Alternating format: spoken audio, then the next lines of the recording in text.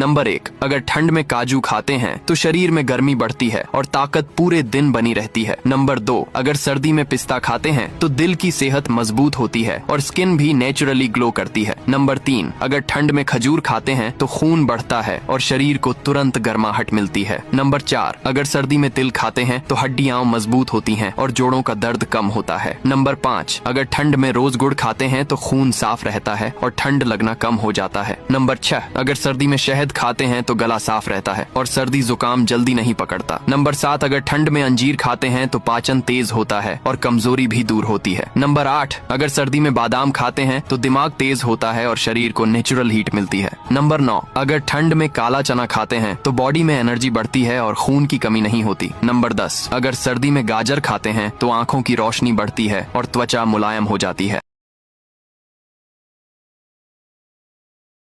Number 1, अगर ठंड में काजू खाते हैं तो शरीर में गर्मी बढ़ती है और ताकत पूरे दिन बनी रहती है। नंबर 2, अगर सर्दी में पिस्ता खाते हैं तो दिल की सेहत मजबूत होती है और स्किन भी नेचुरली ग्लो करती है। नंबर 3, अगर ठंड में खजूर खाते हैं तो खून बढ़ता है और शरीर को तुरंत गर्माहट मिलती है। नंबर 4, अगर सर्दी में तिल खाते हैं तो हड्डियां मजबूत होती हैं और जोड़ों का दर्द कम होता है। नंबर 5, अगर ठंड में रोज गुड़ खाते हैं तो खून साफ रहता है और ठंड लगना कम हो जाता है। नंबर 6, अगर सर्दी में शहद खाते हैं तो गला साफ रहता है और सर्दी जुकाम जल्दी नहीं पकड़ता। नंबर 7, अगर ठंड में अंजीर खाते हैं तो पाचन तेज होता है और कमजोरी भी दूर होती है। नंबर 8, अगर सर्दी में बादाम खाते हैं तो दिमाग तेज होता है और शरीर को नेचुरल हीट मिलती है। नंबर 9, अगर ठंड में काला चना खाते हैं तो बॉडी में एनर्जी बढ़ती है और खून की कमी नहीं होती। नंबर 10, अगर सर्दी में गाजर खाते हैं तो आंखों की रोशनी बढ़ती है और त्वचा मुलायम हो जाती है।